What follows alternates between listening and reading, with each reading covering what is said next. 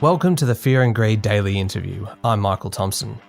You don't normally hear a huge amount from me. I tend to take more of a behind-the-scenes role here at Fear and Greed, but the topic today is one that's particularly close to my heart. And sure, it might be a little unusual for Fear and Greed, but please, bear with me.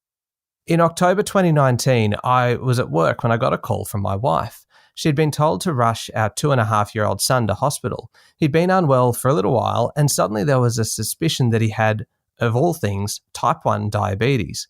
Now, up until that point, I had no idea what type 1 diabetes was. I thought that all diabetes was type 2, the kind you hear about in the news, the type that often sets in as you get older, and often linked to lifestyle factors, things like exercise, smoking, and obesity. Now, as I very quickly learnt, type 1 diabetes is something pretty much entirely different. It's an autoimmune condition that basically makes part of the pancreas shut down. It stops producing insulin, which is what your body needs to break down the glucose that's in pretty much everything that we eat, from an apple to a piece of bread. Well, after almost a week in hospital, we were sent home with needles full of insulin, finger prickers to test his blood, and the realization that our 2.5-year-old boy would need to be injected with insulin before every single meal for the rest of his life, because at this time, there is no cure for type 1 diabetes. Fast forward to today, about 18 months later, and he now goes off to preschool wearing an insulin pump around his waist. He wears another piece of technology with a sensor under his skin that sends us constant data on his blood sugar levels, which means we can avoid extreme highs and the lows that can actually turn deadly really quickly. So why am I telling you all of this? Because there's an incredible organisation working overtime to find a cure for type 1 diabetes. It's called JDRF. And today is their Giving Day, the biggest fundraising event on the calendar. Mike Wilson, OAM, is the Chief Executive of JDRF Australia and is my guest this morning. Mike, welcome to Fear and Greed. Thanks, Michael. It's great to be here. Prior to my son's diagnosis, I was pretty much unaware of type 1 diabetes, but I reckon there'd be a lot of people listening to this who would actually have some kind of a connection to it. How many kids in Australia have type 1 and how many are being diagnosed each day? Type 1 diabetes affects 127,000 Australian children and adults, and there are 8 new diagnoses every day, so about 3,000 a year, and each of those is accompanied by a story very similar to yours, most commonly ending up in hospital for a lengthy stay and an introduction to a disease people have generally never heard of before. It can strike at any age, but it's most commonly diagnosed in kids under 18, but then all those kids grow up to being adults with type 1 diabetes, facing that management routine and challenge and all the balances and difficulties that come, as you've outlined. With that many people diagnosed with type 1, how much awareness do you think there actually is in the broader community? And I suppose what I'm trying to get at here is, as an organisation, do you find it hard to emphasise that difference between type 1 and type 2, which is substantially more common? Yeah, it's some awareness, but much more misunderstanding. It's unfortunate in some ways that the word diabetes is now more well known, because it is not well known that there is more than one type. Type 1, type 2, and other types like gestational diabetes. And the confusion is not only inaccurate, it's also very, very frustrating to people affected by type 1. Because to look at a child and somehow ascribe some sense of responsibility to them or to their parents for a choice to eat a type of food or to be inactive is completely inaccurate. This disease strikes unexpectedly through no fault of the individual and is the result, as you said, of an immune malfunction. Your body just goes wrong. We're starting to understand why, but we can't quite stop that yet. Unlike type 2, which is generally older, generally less active, generally heavier, and is most commonly started with changes to diet and lifestyle. With type 1, you need insulin from the moment you're diagnosed, and insulin is both a lifesaver and a toxic drug. So getting the balance between how much you need and exercise and stress and heat and all the other factors that influence your blood glucose levels is a challenge that is ever present for type 1, and people generally don't quite get the chronic nature of the disease. The mention of misunderstandings is an interesting one, because we've encountered a lot of them, obviously, as parents of a child with diabetes, including this idea that if you avoid feeding your child chocolate, that you might be able to prevent type 1 diabetes. But obviously at this stage, there is nothing that can be done to prevent it. And I suppose the other big kind of misconception is that a child can't grow out of it. They're not going to become an adult and suddenly the ability to produce insulin is just going to kick back in. There is no cure at this stage. No cure yet. And that's exactly the situation we want to change. And in the meantime, we want to make management safer and easier and use technology to the best of its advantage to make sure that those fluctuations, those dangerous lows and the highs that create long-term damage to the body are minimized. And so as we work towards eventually finding a cure, people are kept healthy and productive and able to do everything that every child and adult should do in the interim. Speaking of the technology and the research that goes into diabetes, this year is actually a milestone, I think, for the research into diabetes. It's 100 years since the discovery of insulin. So prior to that, those with type 1 diabetes essentially wouldn't survive. The developments that you've alluded to since that time have been really nothing short of incredible. Can you give me a bit of a snapshot of how different it is now for a child with type 1 diabetes compared to, say, 20 years ago or even 10 years ago? Sure. So a century ago, a diagnosis was a death sentence. A generation ago, we'd send you home with glass needles you sharpened on a stone at home yourself. You'd inject insulin from a pig or from a cow that was often variable in action and you couldn't have the same response one day after another. You'd estimate your blood glucose levels, if at all, probably by boiling your urine on the stove. Now we're looking at a world where we have new insulins, some fast-acting, some slow-acting to compensate for the different types of activity and food intake during the day. We've got better blood glucose tests, or we have the devices with sensors that can give you a real-time feed and not only give it to you, but give it to an insulin pump that helps deliver insulin in response to your body's needs. We know so much more now about the development of the disease, and as recently as last week, an FDA committee in the US recommended the first ever drug that can delay the onset of the disease. So for the first time, we were able to prevent the disease from happening as it would otherwise happen. All these things are an incredible palette of research progress across cure, treat, and prevent. And for every one of those, we can point at where JDRF has had an involvement at some stage along the way. So let's be clear, we're not where we want to be yet, which is a world without type 1, but gee, we're getting there faster and better than we ever thought we could. Which I suppose leads me neatly into kind of the reason why we're talking today. It's Giving Day today for JDRF. So how can businesses get involved and help work towards that goal of a world without type 1 diabetes? Yes, today's our end of financial year shout out for tax-deductible donations to give us support for better treatments, prevention, and a cure for type 1. And thanks to some generous donors, we've got a matching pool.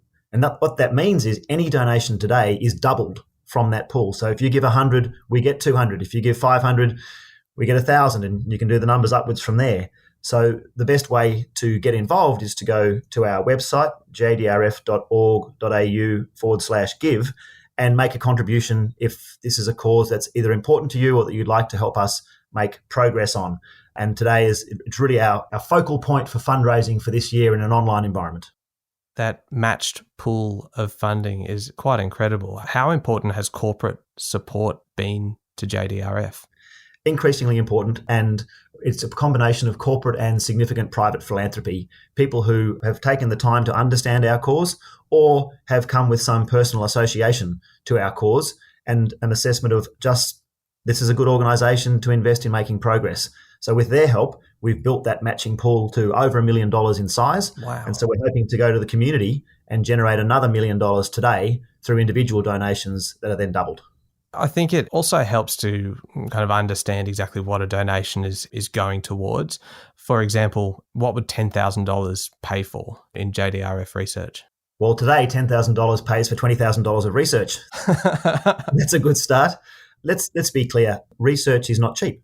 And the exciting thing is it's getting more expensive. Why I say that is that basic research, which happens with a few research scientists in a laboratory, is expensive. Clinical research, where you take the progress that comes out of that laboratory and test it in people, is where you're getting really close to having it in the hands of people to change lives. But that involves more people, more trials, and more expense. So it's getting more expensive because we're getting closer to putting new treatments and new devices in the hands of people. So that pays for the monitoring of the trial. It pays for the samples. It pays for the drugs that we're actually testing. And it pays for the people who track whether or not this works or not on a day-to-day basis and puts together the evidence to say, hey, it works, it's saving lives or it's improving lives, it does so in a cost-effective way, and this is something that's both suitable for people and sensible for the health system. Yeah, it's not a cheap process, but it is probably the greatest return on an investment that you can make, because it not only improves quality of life, it can actually save lives. It does. And we've actually done some work recently on the health economics of type 1 diabetes. And we can show that the delay of type 1 diabetes or improvements in treatment are incredibly beneficial to the health system and to the economy. So yes, it's right for people, and it's essential to do in a first world health system where we can make changes to lives like this, but it's also economically sensible for Australia to make this investment, and it's a great return to the individual and to the community. Stay with me, Mike. We'll be back in a moment.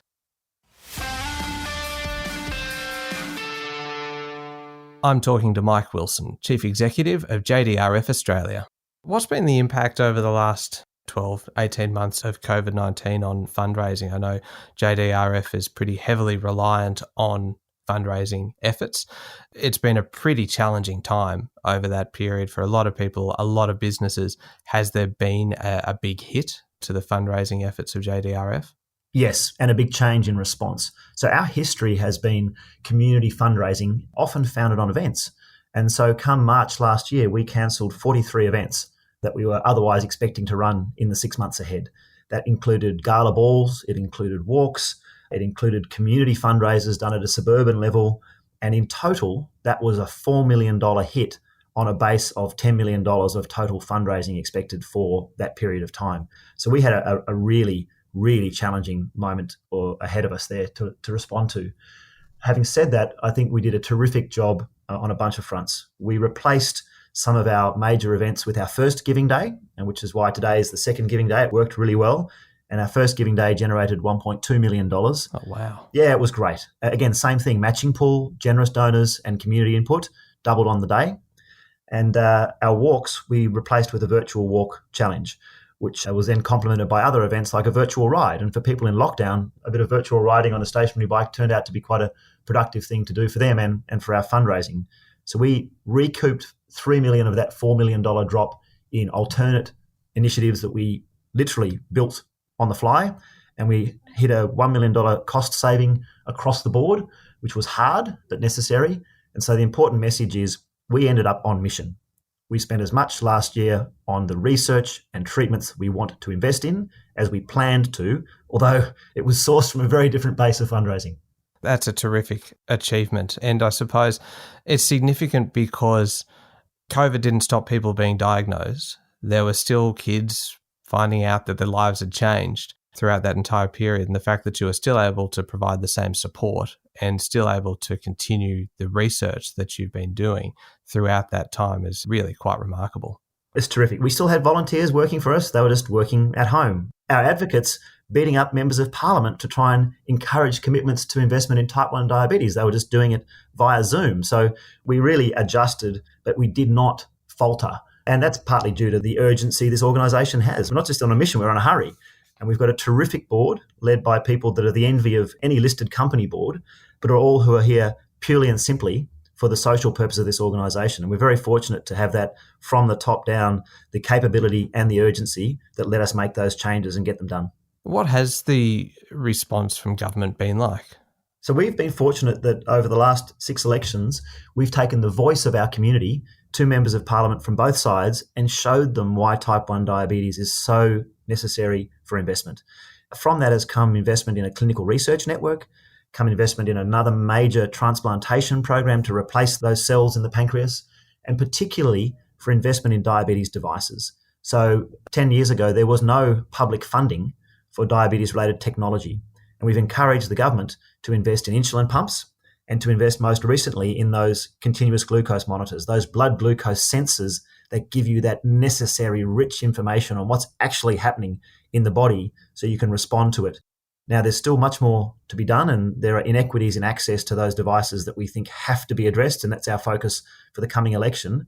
But I have to say that across both sides of Parliament, we have been able to get a hearing. We need to maintain that commitment, and we do that by taking the voice of the community that's the ultimate constituents to each of the members of Parliament and to the major decision makers and showing them how they can do something beneficial.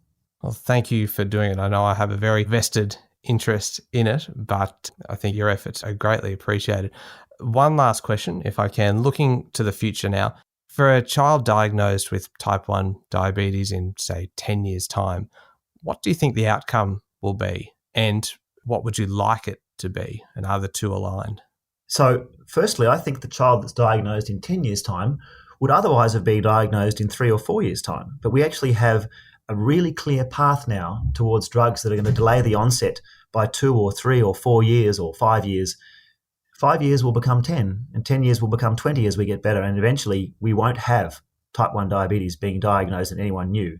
So that child being diagnosed in 10 years' time, I think they can look back and say, wow, it didn't happen in hospital, and it's happened many years later than it would otherwise have happened. I hope also they'll sit there and go straight onto an incredibly rich environment of diabetes technology that's non-intrusive, it's relatively low profile, but it just does the job your body is no longer able to do. A sensor, maybe it's implanted, maybe it's put on the skin, maybe it's something different, and a delivery system like an insulin pump, but probably smaller with different insulins that take on the burden of management from the very beginning. So it's not as unsafe, and it's not as risky, and it's not as costly as it is today. And I hope that that child and their family can sit together around the table and look ahead and see genuine hope for a cure, supported by the progress scientifically that we can show you. This is not just hope and cross your fingers. This is look at what we've done in the last decade, look at what we want to do in the coming decade, and look at how much that can happen. So get on board with this organisation and help make it a reality. Mike, thanks for joining Fear and Greed. Thank you very much. That was Mike Wilson, OAM, the Chief Executive of JDRF. And if you are able to help, today is definitely the day to do it. Best way to do it, jump onto the website, jdrf.org.au. That's jdrf.org.au, and please give generously. This is the Fear and Greed Daily Interview. Join Sean Aylmer every morning for the full Fear and Greed podcast with all the business news you need to know. I'm Michael Thompson. Enjoy your day.